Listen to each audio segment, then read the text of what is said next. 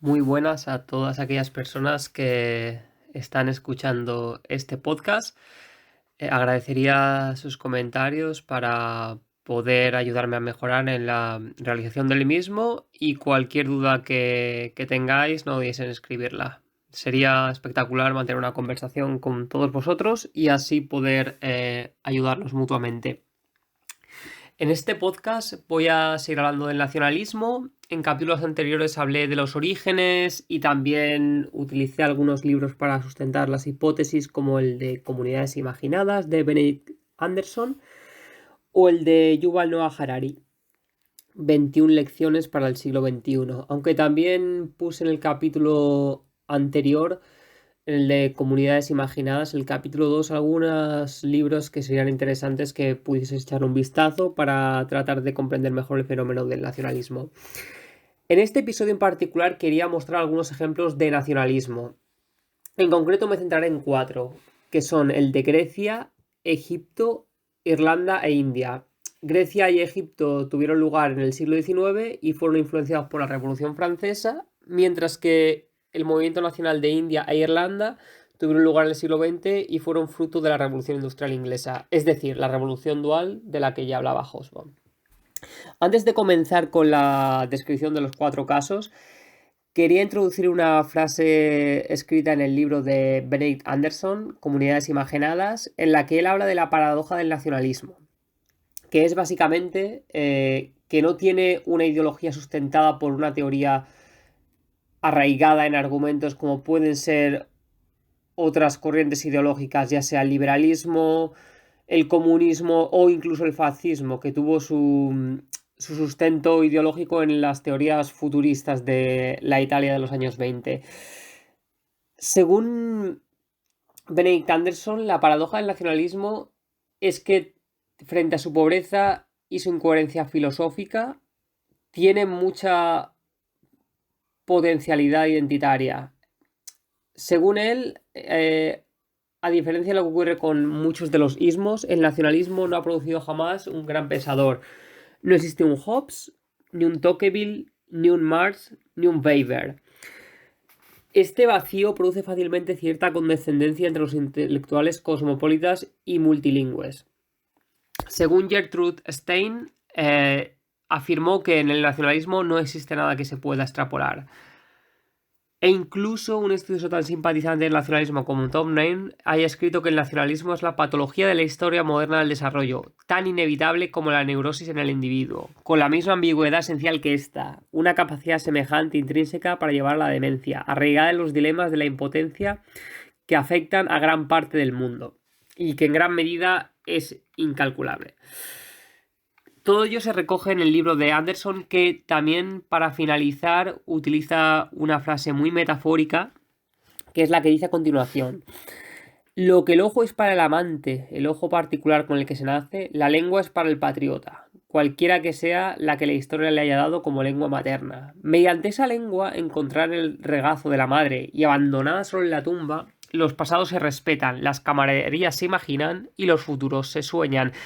Es decir, el nacionalismo nos une a personas de un mismo estado-nación, a pesar de que no tengamos demasiado en común con estas personas. Es posible que yo tenga más cosas en común con alguien extranjero, pero sin embargo el hecho de pertenecer a un mismo territorio, hablar una lengua común y tener ciertas tradiciones celebrando diferentes días a lo largo del año, etcétera, puede hacer que nos una. Pero bueno, dejando de lado el libro de Comunidades Imaginadas de Benedict Anderson, voy a proseguir con los 4 casos que mencioné anteriormente sobre nacionalismo en distintas partes del mundo.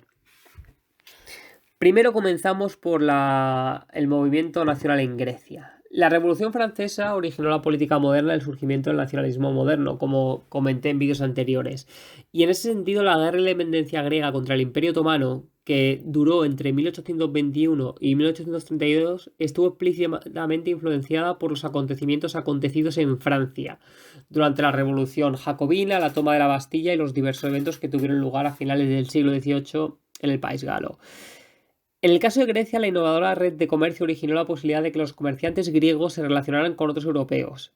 Ellos escucharon las ideas de la Ilustración sobre la libertad y la autonomía, la fraternidad y la igualdad, y este paradigma contribuyó a activar el proceso de helenización, como se le llamó.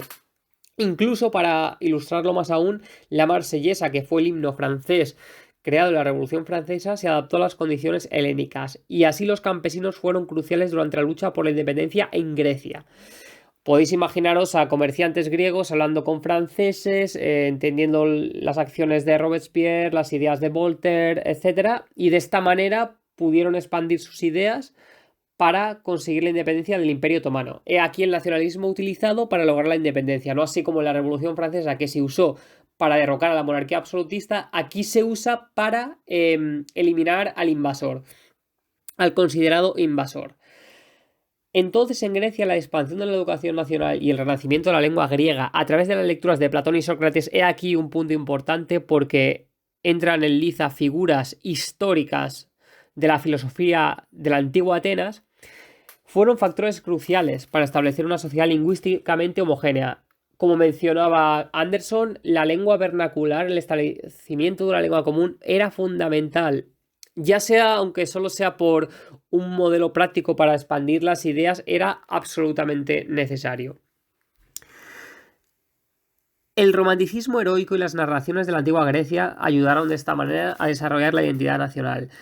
Aún así, sin los inventos modernos como los medios de comunicación y las redes comerciales que permitieron a los griegos conocer otras culturas y difundir la educación nacional por todo el país, es dudoso que el nacionalismo hubiera podido unir a una gran masa de ciudadanos en un movimiento sustantivo para lograr la independencia, como finalmente se consiguió en la lucha ante el Imperio Otomano. De manera similar a Grecia, que había adoptado las ideas implementadas en la Revolución Francesa a través del cruce con otras culturas, la expedición de Napoleón Bonaparte en Egipto fue primordial para la modernización del país y el surgimiento del nacionalismo en la región africana. Los franceses llegaron allí, expandieron las ideas y las técnicas occidentales por todo Egipto, y cuando abandonaron el país, entre otras cosas, ellos descubrieron la piedra Rosetta. El gobernante Muhammad Ali creó un Estado moderno basado en las ideas europeas en los campos de la educación y de la ciencia. Al igual que había ocurrido en Grecia, el nacionalismo en Egipto fue fruto de la Revolución Francesa. Y lo que tiene de interesante también el nacionalismo en Egipto es que un siglo después surgió una nueva ola de nacionalismo que se extendió debido a la modernización de la lengua. Esta corriente de identidad nacional surgió como consecuencia de la revolución contra el dominio colonial británico en 1919. O sea, si en Grecia el movimiento nacional de independencia se había creado en 1821 para zafarse del dominio del Imperio Otomano, un siglo más tarde en Egipto fue un movimiento nacional que se utilizó para expulsar a los británicos del país. Por tanto, si en 1919 se empieza la revolución contra el dominio colonial británico en Egipto, en 1922 se establece una democracia parlamentaria, y en 1923 se descubre la tumba de Tutankamón. Por tanto, aquí se une la importancia histórica del antiguo Egipto y del Valle del Nilo como símbolo de orgullo nacional, siendo la cuna de la civilización, o al menos ellos eran lo que promulgaban. Años más tarde se dio una disputa muy famosa que también tuvo motivos nacionales en Egipto y tuvo lugar en 1956. Es cuando el presidente egipcio Gamal Abdel Nasser decidió nacionalizar el canal de Suez y así disputarse con los británicos y los franceses. Este movimiento fue muy importante porque no solo unió a las masas mostrando una retórica nacionalista contra los extranjeros, sino que a nivel comercial el canal de Suez siempre ha sido fundamental en las transacciones entre Europa, África y Asia. Y por tanto ese movimiento no solo fue poderoso a nivel nacional, sino que a nivel geopolítico tuvo una importancia fundamental. De esta manera, la acción empleada por Gamal Abdel Nasser puede explicarse como una combinación de interés económico y una demostración de fuerza nacional frente a dos potencias europeas. Y mientras que el nacionalismo en Grecia y Egipto se desarrolló siguiendo la filosofía de la Ilustración y la influencia de la Revolución Francesa, el surgimiento del nacionalismo en Irlanda e India se vio ampliamente afectado por la Revolución Industrial Británica. Y eso lo comentaremos en el próximo episodio, en el que trataré de ayudaros a comprender la importancia que tuvo la Revolución Industrial, no solo para enriquecer al país británico y empobrecer a sus colonias, sino también para crear un sentimiento de opresión en las colonias africanas, en Asia o en Europa, como es el caso de Irlanda. Así que eso lo hablaremos en el próximo episodio. Muchas gracias por escuchar. Cualquier comentario que tengan, cualquier duda, no duden en escribirla.